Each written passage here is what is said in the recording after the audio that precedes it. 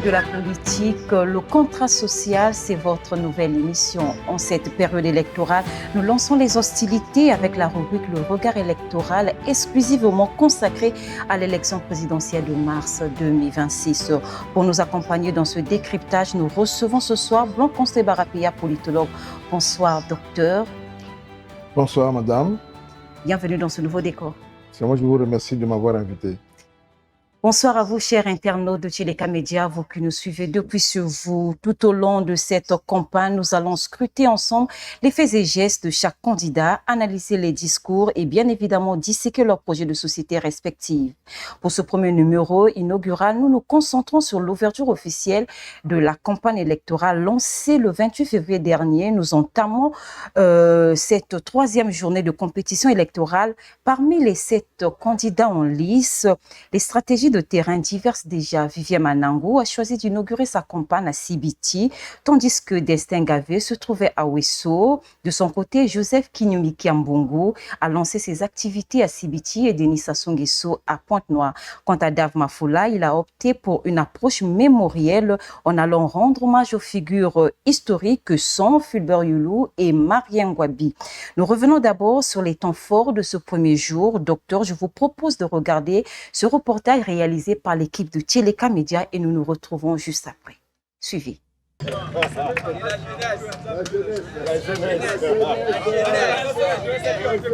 Minuit à Brazzaville, la ville ne dort pas.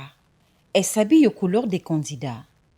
Dans les quartiers nord, le top départ a sonné comme une offensive visuelle. À Wenze, premier arrêt de notre périple, l'heure est déjà au travail de terrain. Moi, je suis venu pour poser tout simplement des banderoles et puis des panneaux aussi qui va être illuminé bientôt de notre candidat, qui est le président Denis Sassou Nguesso, qui est notre candidat et on veut le voter massivement et puis voilà.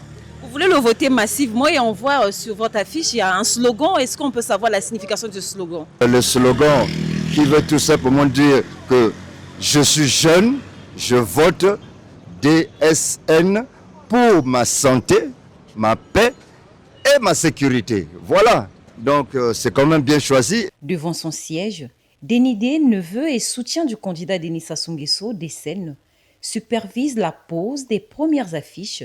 Son objectif est clair, occuper l'espace pour assurer une visibilité maximale à son champion dès les premières heures. Quelques hectomètres plus loin, au rond-point Ebina, la logistique monte en puissance. Sous la lumière, des lampadaires, un panneau géant s'élève. Biso, bato tozali na sima papa Denis Sassou Nguesso, mokonzi na biso oyo babengi bon sénateur, le secrétaire permanent Théophile Adoua a pesi biso nzela pour que toyaka ko telemisa déjà pour la paye que non accompagne ya papa mokonzi na biso candidat na biso le très grand camarade Denis Sassou Nguesso et c'est bandi. Donc, tout le monde a la partie le parti congolais du travail. Si vous télémi déjà pour la combat au vote. Aussi, tu télémi pétoali sur dès le premier tour, avant 15h, 16h, tu clôturais déjà le bureau de vote. Donc, il n'y a pas match. C'est le sénateur Théophile Adoua, membre du secrétariat permanent du PCT, qui dirige les opérations. L'équipe est rodée, le geste est précis, la confiance est de mise. En remontant l'avenue Marien Ngouabi, la ferveur ne faiblit pas. Le long de cet axe stratégique jusqu'au rond-point de Mikalou, les partisans de la majorité présidentielle dominent le décor, à l'instar de l'association Rola Igui. Mais dans cette bataille de l'image, un détail interpelle.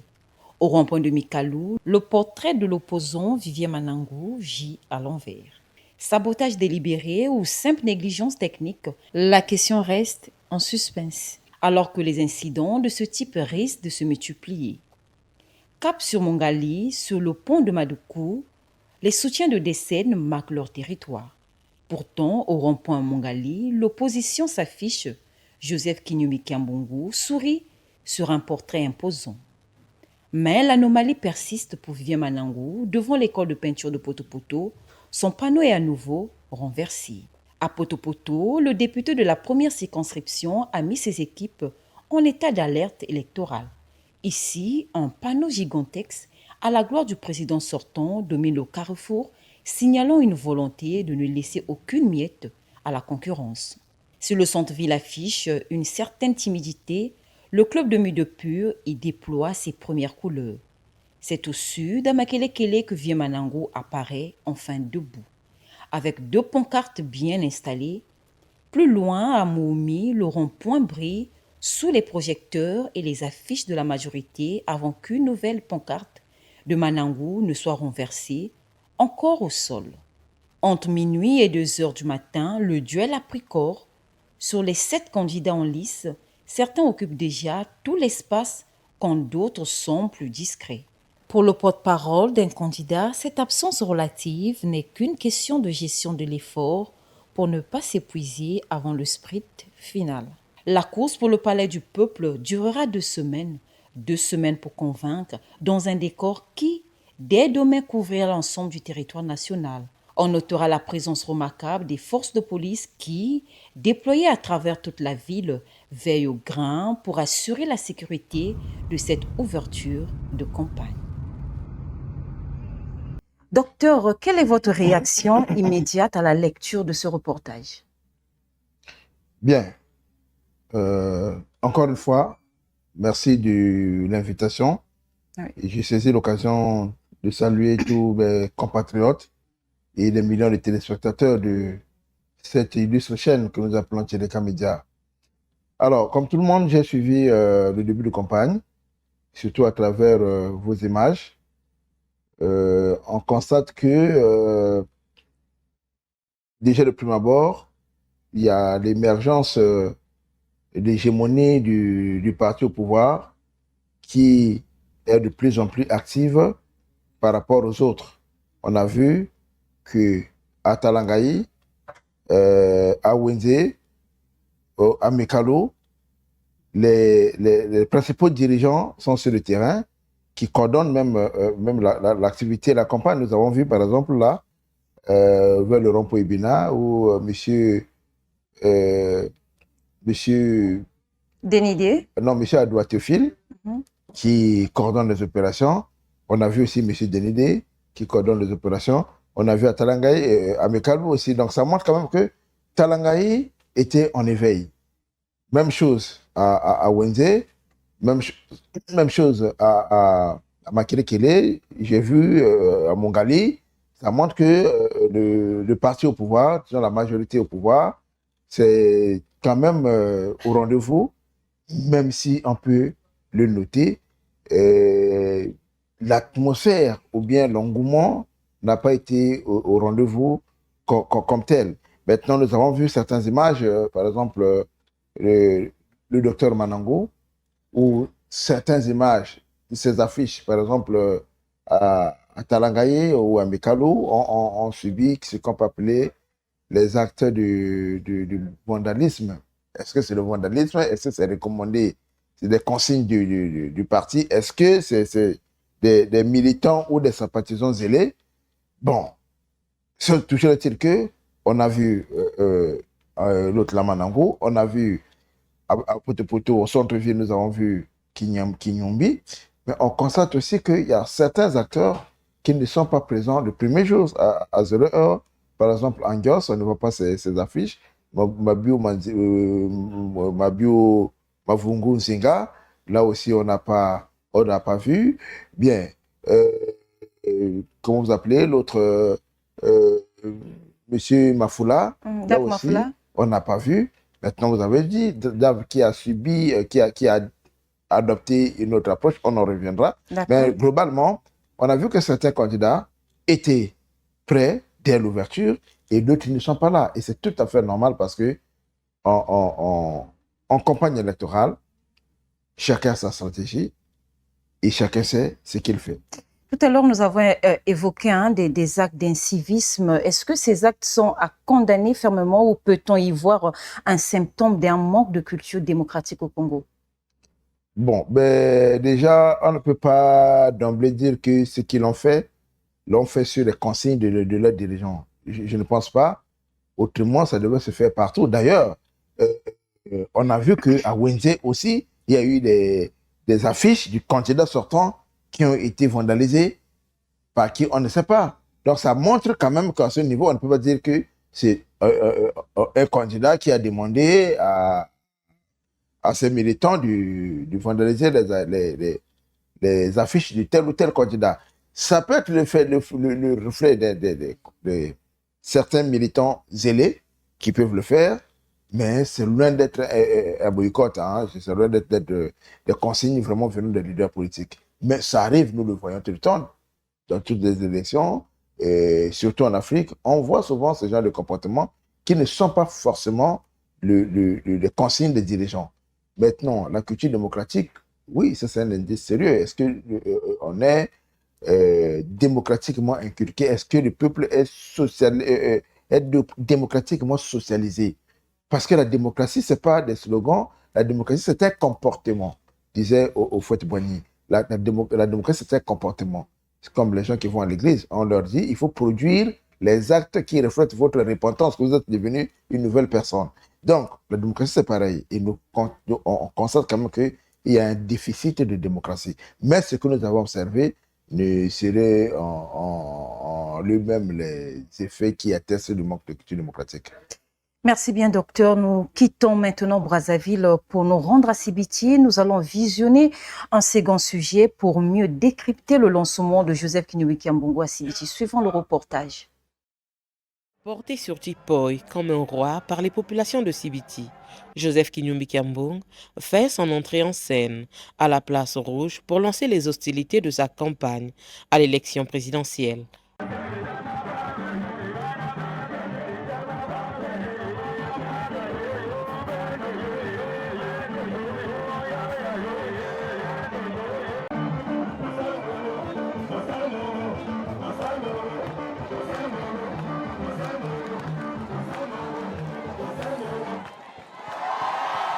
Paré d'une tenue traditionnelle, symbole du guide, dans une posture de leader, Joseph Kinyumbiki Mbongo donne le temps, dénonce la mauvaise gouvernance du pays et veut gouverner mais autrement. Si nous sommes président de la République, et bien sûr c'est gouverner autrement. Nsalulu ya malumalu, ya mutindu ya mbote. Nakutala diaka ba grève 20, nakutala diaka bantu na bake pesa ba pension 20, kutala bana l'école ya indi, babana vyote bisalu kele 20. Guidé par un désir de changement, le candidat de la chaîne, Joseph Kinyumbiki Mbongo, entend être le président de tous les Congolais. Mais na beto banja la chaîne, d'abord la chaîne que signification iki, il faut me expliquer bien. La chaîne. Il y a que qui dit il y a des Congolais nyonso. Beto nyonso. Nous sommes des Congolais. Nous sommes.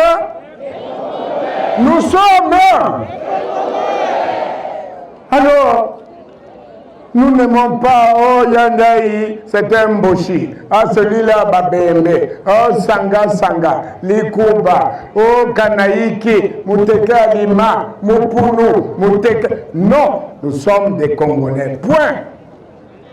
Alors, ceux qui veulent traiter les histoires, oh, je ne prends que mon frère, parce que je ne prends que Moudjaboua Moulou, eh bien, nous condamnons cela. C'est pour ça que nous avons pris le symbole de la chaîne. Séduits par son projet de société, les habitants de Sibiti ont exprimé leur joie et souhaitent un véritable changement. Sa campagne est bien partie. Là, il est dans sa zone, c'est parti. Là, nous sommes là pour venir l'assister et le pousser pour qu'il y ait un changement formidablement ici dans le pays. Ce qui est parti droit au cœur, c'est son projet de société, c'est par rapport à ce qu'il a parlé aux retraités. Vraiment, les retraités souffrent. Il a quand même parlé un peu pour la marche des retraités. Et cela, si vraiment tout va bien, il y aura un changement total. Vie, ouverture, il y a un peu de ça, ou bien, parce que nous souffrons, que nous là-bas, nous avons des écoles, les bêtes bissales qui élevées, il y a quand même un moyen de soutenir les Les fils et filles de Sibiti, venus nombreux pour soutenir leur candidat, un nouveau challenge attend le parti La Chaîne pour convaincre d'autres localités. Docteur, l'on a vu porter sur un tipoy lors d'une cérémonie traditionnelle où des sages lui ont confectionné une tenue symbolisant la chefferie. Quelle analyse faites-vous de cette image? Alors, merci beaucoup. Avant d'y arriver, j'aurais dû commencer par là. Nous sommes en campagne électorale. On décrypte le début de la campagne électorale. C'est quoi une campagne électorale? La campagne électorale, c'est un moment, une période qui précède l'élection, au cours de laquelle chaque candidat essaye un peu de mobiliser ses partisans. Et si nous étions dans la logique du marché, ça veut dire que nous sommes là, ou des entreprises partisanes qui présentent aux consommateurs leurs produits, leurs fruits. On est là dans la période de la propagande politique.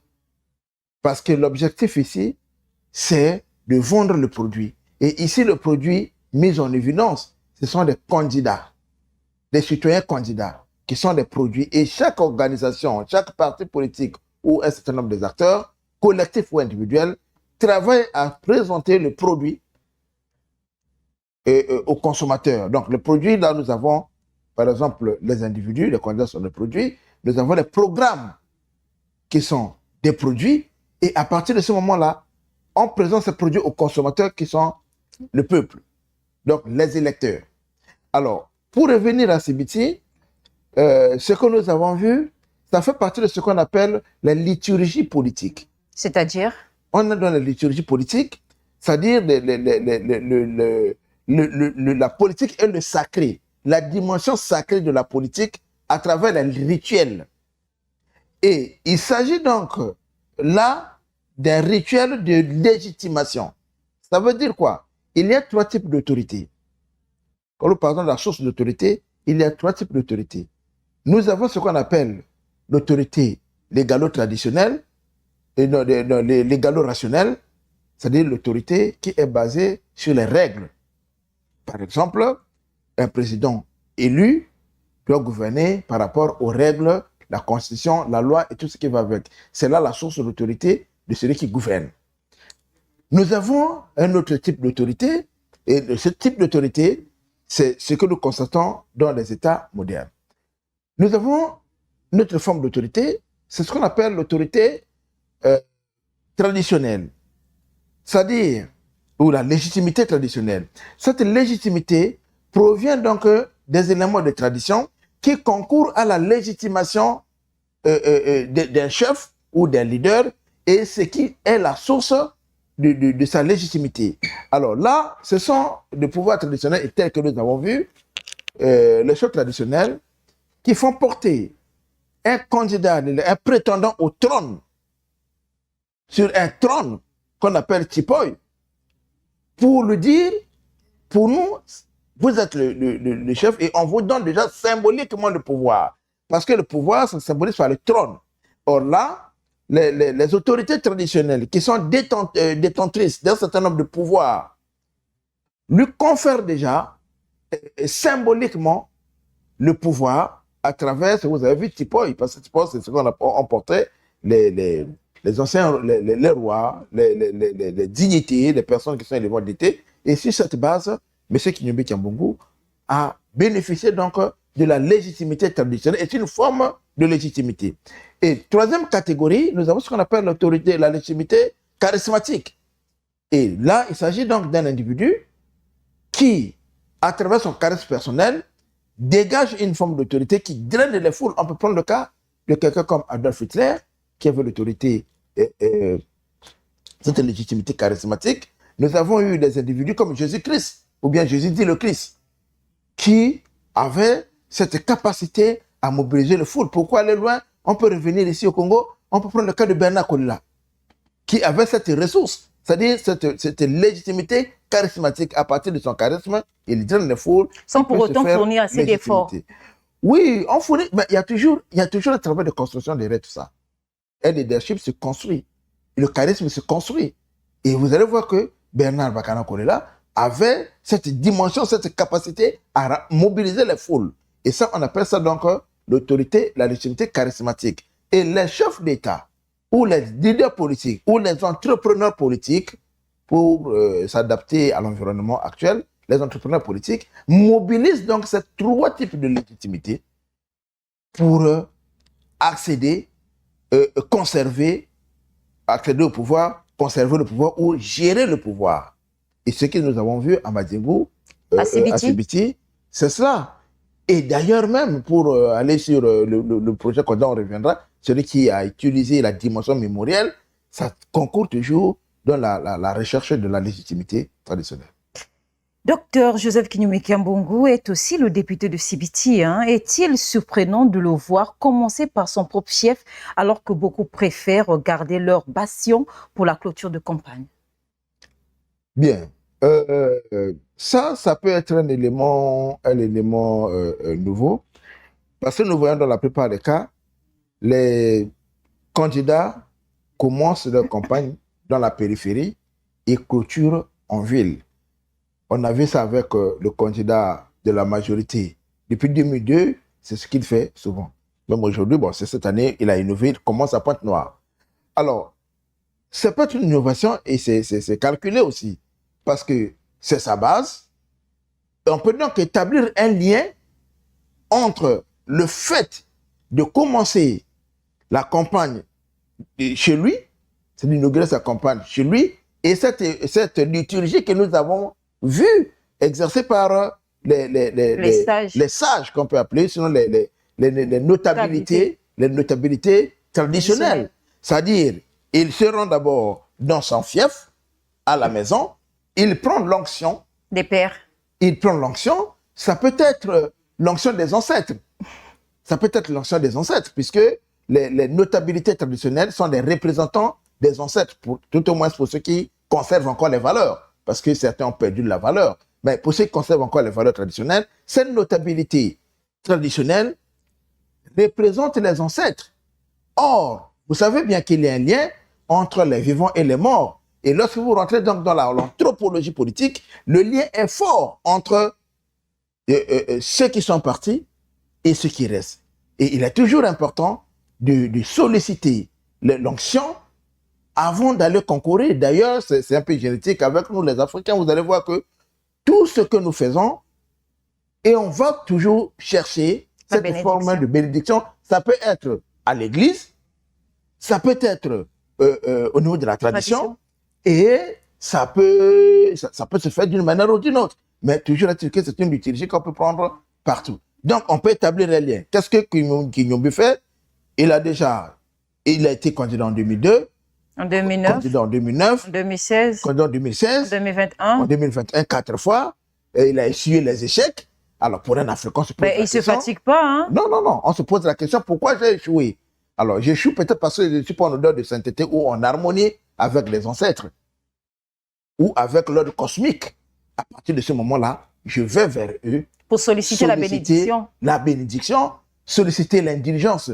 S'il y a certaines règles qu'on a, le seul interdit qu'on a eu à franchir, à partir de ce moment-là, vous avez la bénédiction, on vous dit alors, partez.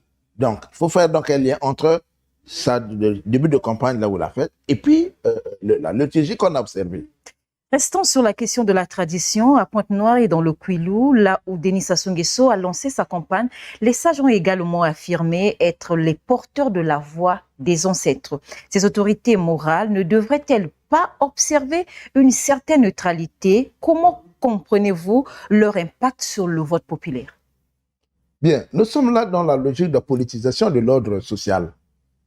Notre société, notre pays est politiquement fortement socialisé et politiquement socialisé. Et aujourd'hui, ces notabilités traditionnelles, c'est difficile de les voir adopter l'attitude de neutralité. Depuis que ces notabilités traditionnelles ont bénéficié d'une certaine reconnaissance républicaine, parce que nous avons aujourd'hui un conseil consultatif des sages et des notabilités traditionnelles. Et ils sont des conseillers du chef de l'État, puis ils sont conseillers à la présidence. Ils rendent compte directement au président de la République. À partir de ce moment-là, on peut avoir donc un lien de subordination ou bien de loyauté entre le président et ses autorités traditionnelles. Et c'est difficile donc d'établir une ligne de démarcation entre les deux sphères. Maintenant, deuxième chose, vous savez que ces autorités traditionnelles, pour la plupart des cas, ce sont les représentants ou bien les interlocuteurs privilégiés des autorités politiques dans le terroir.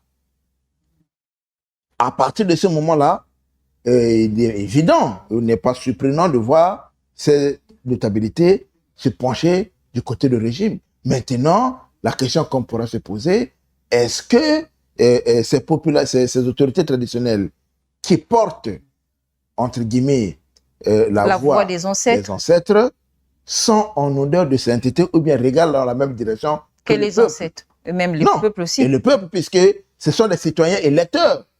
Les citoyens, les ancêtres ne votent pas. Donc, on va là-bas chercher une certaine légitimité. La question qu'on se posera, est-ce que les mêmes autorités traditionnelles sont légitimes aux yeux des citoyens électeurs au point de mobiliser les suffrages? Voilà la question. Nous voyons pendant les élections ces mêmes autorités qui ont donné la légitimité ou l'onction au président Sassou à travers des symboles du pouvoir. Des attributs du pouvoir, ça peut être les peaux d'animaux, ça peut être le balai, ça peut être le rabat. Ce sont les attributs du pouvoir. Ils peuvent le faire aujourd'hui avec le président Denis Sassou Nguesso. Demain, ils font avec la même personne. Et il serait donc intéressant de regarder, de scruter attentivement ce qui va se passer à Sibiti lorsque le candidat Denis Sassou Nguesso sera là-bas. Nous allons voir l'attitude de ces autorités traditionnelles vis-à-vis du président de la République. Ils vont lui donner du candidat Sassou, hein? Du candidat Sassou, oui. Candidat Sassou, il n'a pas démissionné de la présidence de toute manière. Il est le président sortant. Il est le président sortant toujours en fonction de toute manière. Voilà. Donc symboliquement, il devrait quitter le palais. Symboliquement. Bon, là n'est pas la question. Alors, donc, pour chuter sur la question, on va regarder l'impact.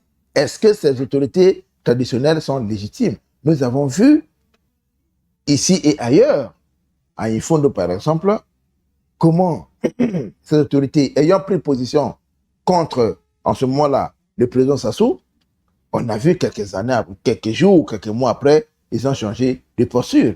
Est-ce qu'ils conservent une légitimité aux yeux de ceux qui les représentent, enfin, aux yeux des citoyens électeurs? Lorsqu'on sait que ce soit à Luango, que ce soit à Mbé, il y a des fortes contestations, même le point de la légitimité de ces autorités traditionnelles se pose.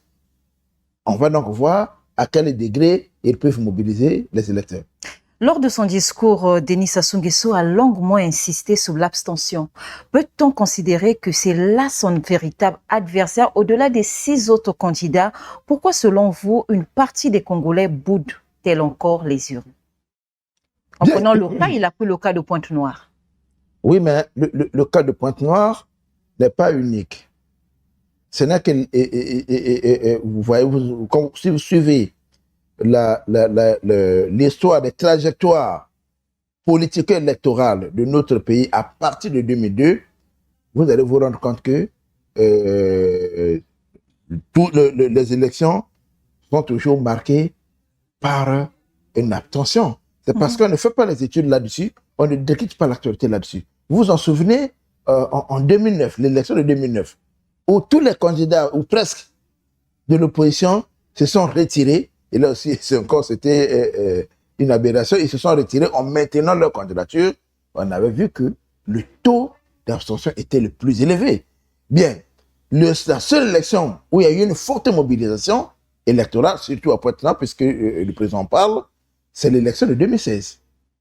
Mais cette élection de 2016, il y avait des candidats que les citoyens électeurs considéraient comme des sauveurs. Là, on peut prendre le cas particulier du général Jean-Marie Michel Moukoko, puisqu'on a vu sa mobilisation à Pointe-Noire sans commune mesure. Alors, à partir de ce moment, les autres élections qui ont suivi, le taux d'abstention était très élevé. D'ailleurs, c'est bien même que le président lui-même en parle. Donc, aujourd'hui, l'enjeu, l'adversaire, ou bien le thermomètre, le baromètre de cette élection, c'est le taux de participation. Pourquoi? Parce que aujourd'hui, les citoyens considèrent que dans la plupart des cas, que alimentés par les réseaux sociaux, quand vous lisez les réseaux sociaux, vous voyez que très peu d'individus, très peu de citoyens font confiance aux candidats qui sont préparés à cette élection. Alors, on dit, s'il gagne, que l'on vote ou pas, excusez-moi, le président sortant sera toujours réélu. À partir de ce moment-là, vous allez constater donc ce désintéressement. Mais en réalité, il y a ce désintéressement parce que le peuple ou les citoyens électeurs ne se retrouvent pas avec leurs problèmes sociaux, avec le problème de route, avec le problème de leur quotidien. Ils estiment que l'élection ne résout pas leurs problèmes. Et c'est pourquoi l'abstention est toujours là. Il faut discuter avec les gens. Personnellement, je le fais avec les étudiants. Vous voyez des gens qui sont en 2e année, 3e année d'université, en master. Vous dire, bah, écoutez, l'élection, c'est pour faire quoi? Puisque si on vote ou on ne vote pas, ils seront toujours réélus. Donc, il y a un rejet de la politique, pas parce qu'on ne veut pas de la politique, mais parce qu'il y a un rejet du système en place. Et on considère aussi que ceux qui sont partis pour compétir ne sont peut-être pas à la dimension ou à la hauteur de l'adversaire en face. À partir de ce moment-là, on se retire, on laisse les choses se faire. Et on va voir si l'appel lancé par le président et le candidat président sortant va produire les effets, puisqu'il a lancé l'appel publiquement. Nous allons le voir. Mais en réalité, le peuple n'est pas dupe, comme on dit. Le peuple observe. Nous avons des électeurs rationnels qui essaient un peu de mesurer le pour et le contre, de maximiser le profit et de minimiser les pertes. Et à partir de ce moment-là, quand ils constatent que les populations, les problèmes ne sont pas résolus, ils préfèrent opter pour l'abstention. Mais n'oubliez pas que l'abstention est une forme d'expression politique. Nous avons 2 catégories d'abstention. Nous avons ce qu'on appelle l'abstention passive. Et nous avons ce qu'on appelle l'abstention active. Et l'abstention active, c'est lorsque les citoyens ont reçu les consignes de ne pas voter, ou bien les citoyens, en fonction de ce qu'ils vivent de leur vécu quotidienne, décident volontairement de ne pas aller voter, exprimer le vote. C'est une forme d'expression politique en démocratie. Et l'abstention passive, c'est peut-être certains citoyens qui n'ont pas pu avoir les cartes d'électeurs parce qu'habitant à Talangaï, le bureau de vote est en Filou, il ne peut pas aller. Bon, vous avez les femmes au foyer qui veulent aller voter le mardi. Pas chez moi, tu ne parles pas voter, on verra. Parce que je suis contre. Oui, oui, madame. Bon, vous avez les enfants. Donc, ou bien il y a des gens qui sont malades, il y a des déplacés qui se trouvent dans la ville. Ça, on appelle ça l'abstention passive. Vous avez bien envie d'aller voter, mais les circonstances ne vous le permettent pas. En gros, l'adversaire, oui, vous avez su le dire, l'élément que nous allons voir aujourd'hui, ça sera le taux de participation à cette élection. C'est ça qui pourra conférer la légitimité. Je ne parle pas de la légalité, je parle de la légitimité. Parce qu'un pouvoir peut être légal et illégitime. Je prends un cas simple. Nous avons un corps électoral d'1 million d'habitants, on fait d'1 million d'électeurs, et que vous partez aux élections, c'est 250 personnes qui sont allées voter. Et le président gagne au premier tour. Alors, à partir de ce moment-là, il a sa légalité, c'est vrai, mais du point de vue de la légitimité, ça pose un problème. C'est pourquoi on a instauré dans certains pays le 2e tour. Pourquoi? Parce que si vous avez une élection où le président gagne avec celui qui vient en tête, il gagne avec 15%. Alors, nous avons 85% des citoyens qui ont voté contre lui. Mais il est président de la République, il est élu puisque c'est un seul tour, il est élu avec 15%. À partir de ce moment-là, il a la légalité, mais oui, il n'a pas la légitimité. mais il n'a pas la légitimité. Voilà. Abordons à présent le cas des candidats de proximité. Vivien Manangou a multiplié les bains de foule et les discussions dans les marchés de Gamboma. Pourquoi privilégier le terrain plutôt que les grands meetings de démonstration de force, docteur? Bien. Là aussi, il pourra s'agir de la stratégie du candidat. Alors, ça peut s'expliquer à 2 niveaux. Premièrement, il constate que sur place, à Gamboma, il n'a pas une équipe qui peut faire le travail de terrain, mobiliser, faire la mobilisation afin qu'ils viennent pour s'exprimer. S'il n'a pas une équipe, c'est-à-dire une base d'assises à Gamboma, à partir de ce moment-là, la stratégie qu'on pourra utiliser, c'est celle-là. C'est-à-dire, vous arrivez, vous improvisez. Et puisque vous improvisez, vous n'êtes pas attendu, vous improvisez, il y a l'effet de foule qui se produit. À partir de ce moment-là, vous passez votre message. Parce que vous imaginez, on est ici, il y a un bruit là, on dit, bon, là, vous entendez les gens acclamer de l'autre côté là-bas. La première chose, c'est la curiosité. Qu'est-ce qui se passe là-bas? Vous venez voir. Et ça crée l'effet de foule. À partir du moment où vous saisissez l'occasion. Donc, ça fait partie de la stratégie politico-électorale parce que vous n'avez pas les mêmes ressources que ceux qui sont là, parce que lorsqu'on parle des ressources, on pense souvent aux ressources financières. Non, vous avez les ressources humaines aussi. Vous avez et c'est vrai que l'argent est là, vous avez les gens qui peuvent faire la mobilisation sur le terrain, les gens qui peuvent entraîner les leaders d'opinion dans la localité. Vous avez des équipes qui mobilisent les heures avant vous. Quand vous arrivez, les gens sont là. Mais si vous n'avez pas, vous avez valu le rapport de force, qu'ici, on ne peut pas gagner, on n'est pas connu, on n'a pas des fonds pour distribuer, on crée l'effet surprise. Donc l'improvisation, comme on a fait, le candidat l'a fait à Gamboma, les gens sortent, vous passez le message et vous êtes partis. Est-ce que cette démonstration ou bien cette improvisation-là pour Vieux Manango, on peut dire que ça a porté des fruits? Bien, l'essentiel, c'est de faire passer le message. C'est de faire passer le message. Il a fait passer le message. S'il a fait passer le message, les populations ont compris, c'est bon. Parce que nous sommes là dans la séduction politique. On est dans la séduction politique. Et on doit définir des stratégies pour séduire les citoyens électeurs. Et la première stratégie, c'est le message.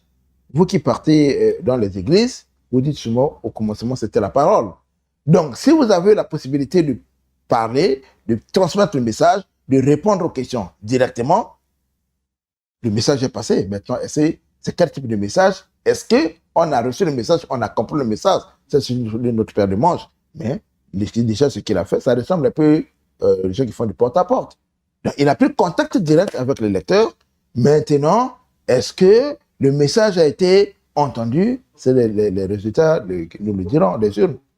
Parlons à présent du plus jeune candidat, Destin Gavé. Il a lancé son offensive à Ouesso.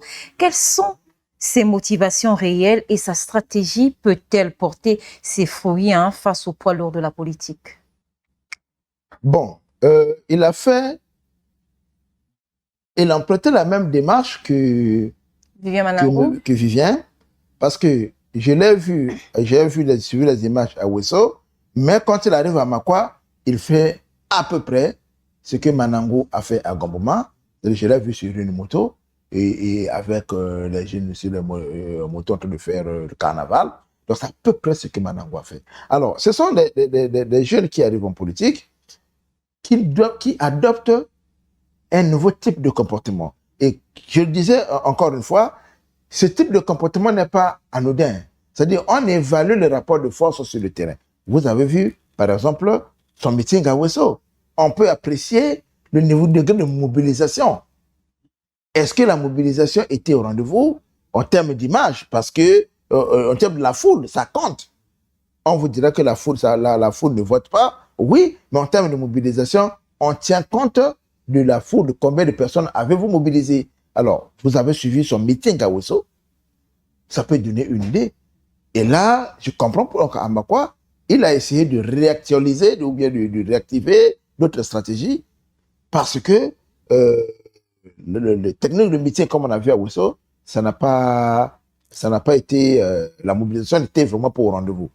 Et on verra. Bon, il est jeune, il y a ce qu'on appelle l'apprentissage. Il est dans l'apprentissage politique. On ne veut pas, normalement, vous partez à des élections pour gagner. Mais il y a d'autres stratégies, ceux qui vont à l'élection pour apprendre. On dit, cette année, je vais pour apprendre et le prochain mandat, je vais pour gagner. Mais docteur, lorsqu'on a des ambitions de diriger ou bien de gouverner un pays, est-ce qu'au moment opportun, lorsqu'il y a des campagnes électorales, il y a la présidentielle qui est là, est-ce que le candidat peut se permettre d'aller avec des ambitions de dire que bon, je vais pour un premier tour, après je verrai si je peux gagner ou pas? Est-ce qu'on a on veut faire un jeu ou bien on veut concrètement gagner? Doit-on faire de l'apprentissage, comme vous dites, pour un premier tour? Bien, il y a ce qu'on appelle en politique la logique de qui perd gagne. Voilà. Vous partez, vous investissez, il y a un retour sur l'investissement. Vous êtes sûr, en partant, d'ailleurs, l'objet c'est quoi? Je vais pour gagner. Mais seule votre conscience, vous savez, vous évaluez les ressources que vous avez, vous évaluez les rapports de force, vous évaluez vos chances de succès ou d'échec. En partant des élections, vous le savez bien. Maintenant, je parlais de la logique de qui perd gagne. Il y a aussi une dimension transactionnelle en politique. Il y a cette dimension transactionnelle, surtout dans les sociétés autoritaro-patrimoniales. C'est-à-dire dans ce qu'on peut appeler la démocrature, où l'élection sert à légitimer un pouvoir et non à provoquer l'alternance. À partir de ce moment-là, il y a une forme de transaction entre les candidats à une élection. Ils savent que je pars, je ne gagne pas la présidentielle, mais je peux gagner autre chose. Je peux gagner autre chose.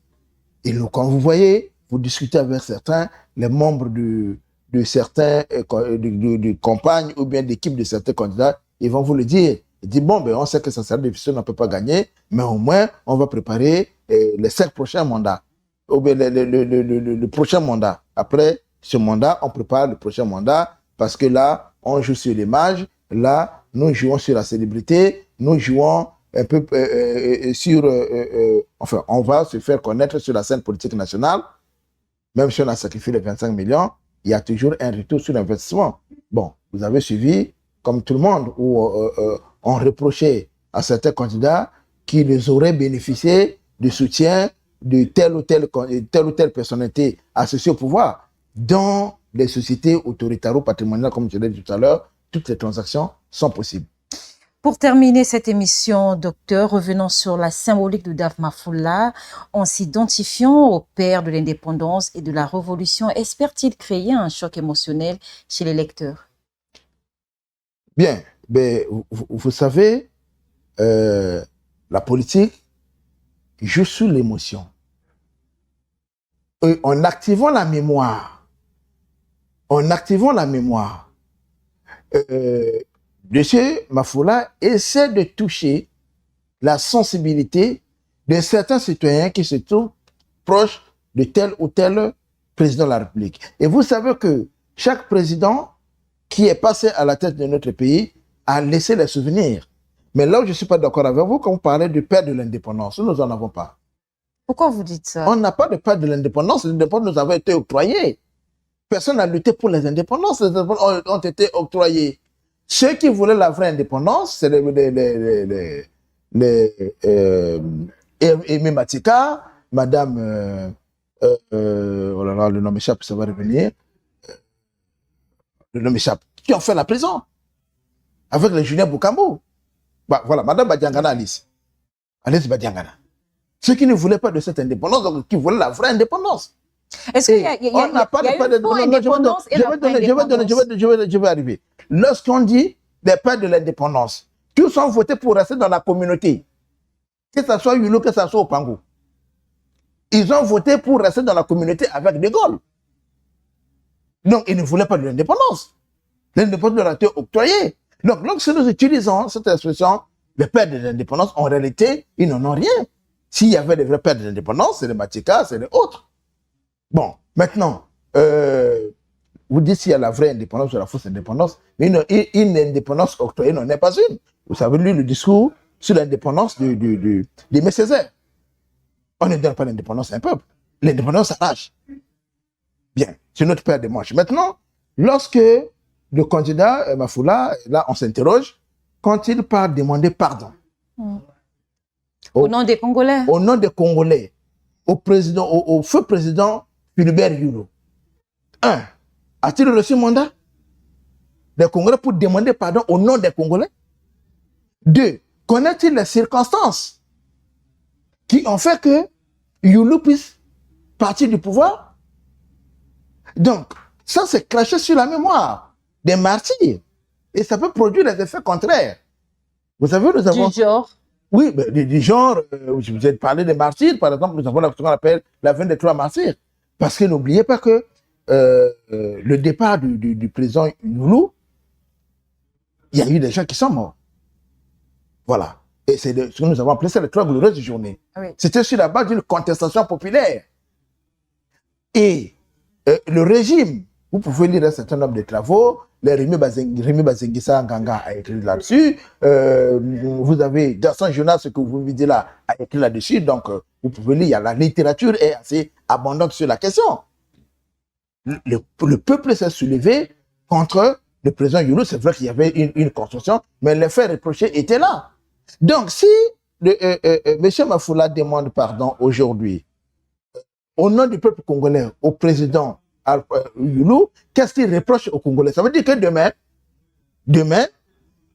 M. Mafoula va aussi demander pardon à ceux qui ont détruit la République, à ceux qui ont pillé la République, parce que le Congolais l'aurait chassé. Non, il faut regarder la symbolique. Il faut comprendre pourquoi Youlou est parti du pouvoir. Est-ce que ce qu'on reproche au président Youlou n'était pas fondé? Donc, ceux qui ont vécu les faits, les populations de l'époque qui ont vécu les faits, c'est pourquoi le président Youlou est parti. Bon, il allait sur la tombe du président Marien Ngouabi, enfin, déposer une gerbe de fleurs. Bon, nous savons la figure de Ngouabi, mais de toutes les manières, il essaie d'activer la dimension, bien entendu, sympathique de ceux qui sont là, des ancêtres, puisqu'ils sont devenus des ancêtres de toutes les manières qu'ils n'en veulent pas. Donc, mais on ne réhabilite pas. De toute façon, bon, on peut dire ils ont été réhabilités par la Conférence nationale, que ce soit le président Youlou a été réhabilité par la Conférence nationale, mais au niveau des imaginaires. Que représentent ces personnalités au niveau des imaginaires? C'est le plus important.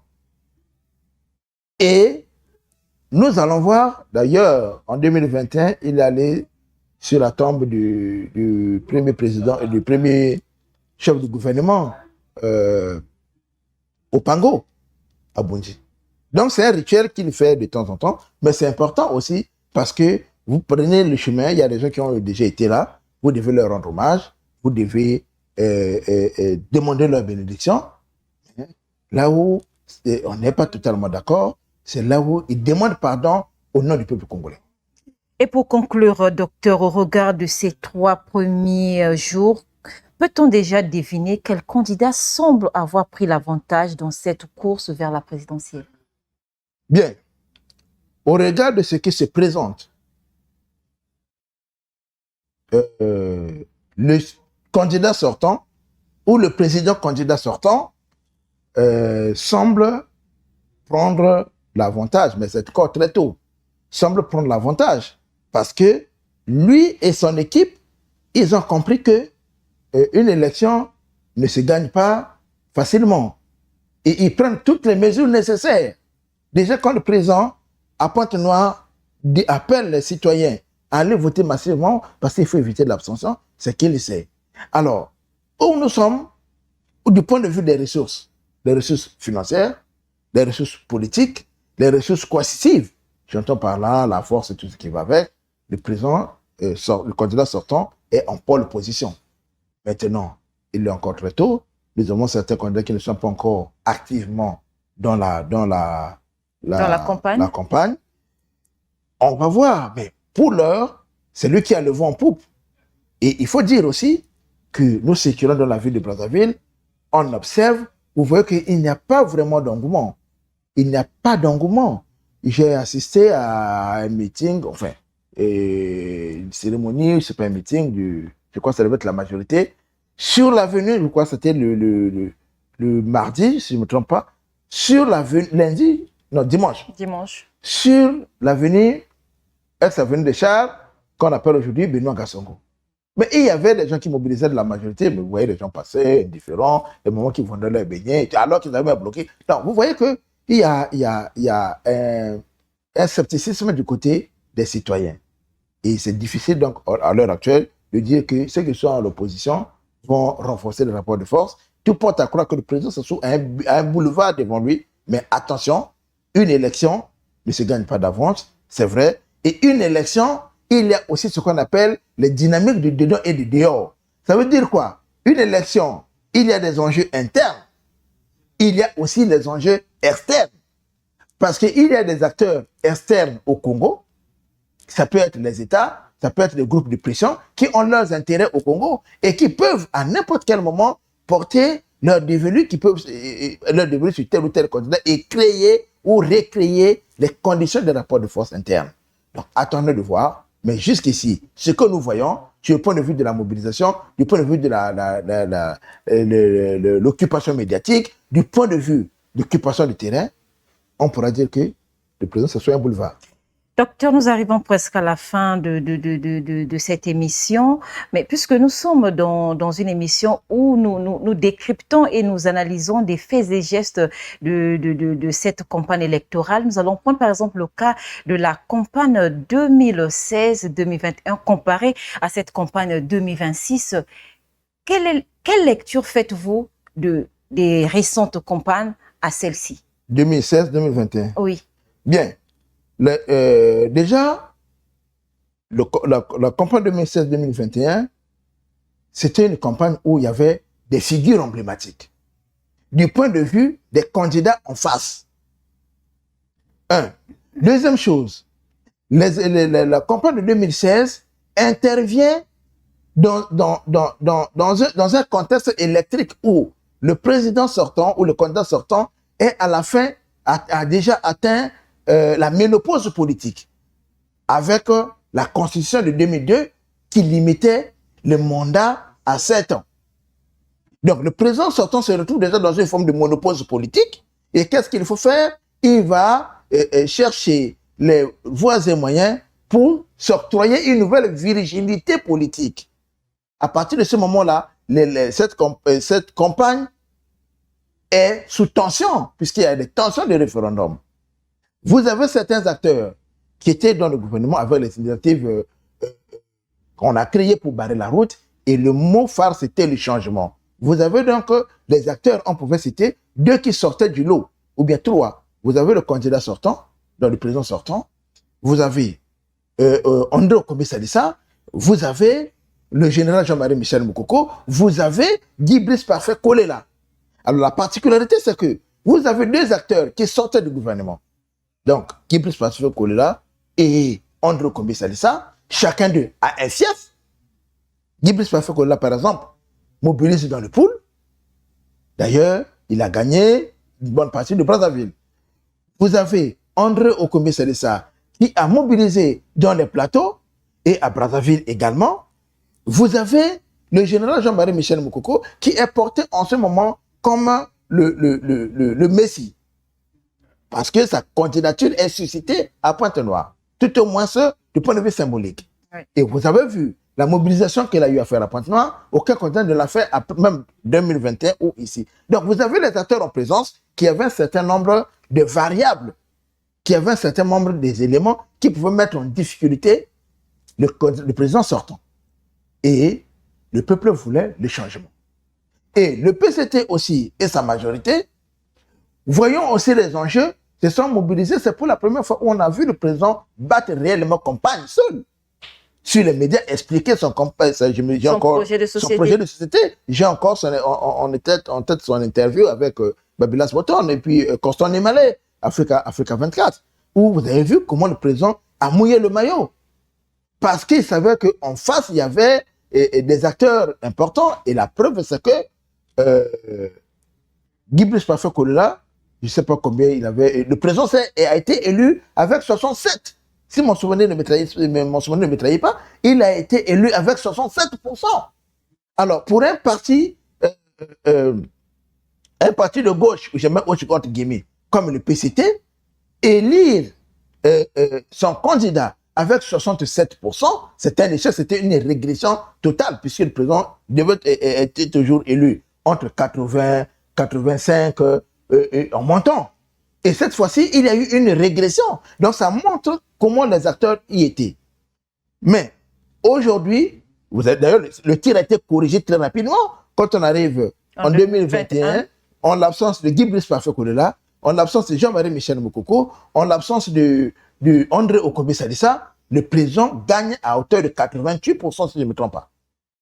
Voilà. Donc, en 2021, en 2025, 2026, non, 2026 et au-delà, ce n'est plus les mêmes enjeux.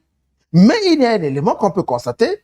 On constate que la majorité au pouvoir a du mal à mobiliser. Nous avons quand même observé le meeting du président à Pointe-Noire. Il y a aussi un élément, c'est que la majorité au pouvoir introduit l'importation des influenceurs. C'est pour la première fois que nous voyons les influenceurs dans la campagne électorale de la mobilisation du président de la République. Enfin, du candidat sortant, président de la République. On a vu Makosso qui est venu, et puis on a vu Eddoxy Yao qu'on a fait venir de la Côte d'Ivoire. Bon, là, on ne comprend pas, du point de vue symbolique, quel est le message qu'on veut faire passer. Vous avez vu comment Eddoxy Yao arrive à Brazzaville, atterrit à Poto-Poto, elle choisit, excusez-moi, ce qu'on appelle la rue Bangala, et elle va mettre son postérieur dans la ruelle et sur le panneau en disant je suis à Brazzaville ici. Quel est le message symboliquement que ceux qui ont fait venir Madame Yao et Doxy veulent le faire passer? Si Makosso est venu pour dire que le Congo n'est pas connu, il faut faire connaître le Congo. Il était dans tel ou tel Genève Yaoyo, je l'ai vu partout. Mais Doxy Yao qui vient mettre en exergue ou bien mettre en évidence son postérieur sur le panneau qui parle de la rue Bangala. Quel est donc le message? On veut montrer, le message qu'on veut envoyer, c'est lequel? Mais c'est quand même un élément qui atteste que l'ordre gouvernant ou bien la majorité qui va à l'élection présidentielle a du mal quand même à mobiliser. Merci bien, docteur. Nous arrivons à la fin de notre émission de ce soir, le contrat social. On se dit à très bientôt pour un nouvel épisode de ce numéro que nous avons consacré pour vous durant le long de cette campagne présidentielle. Bonsoir chez vous.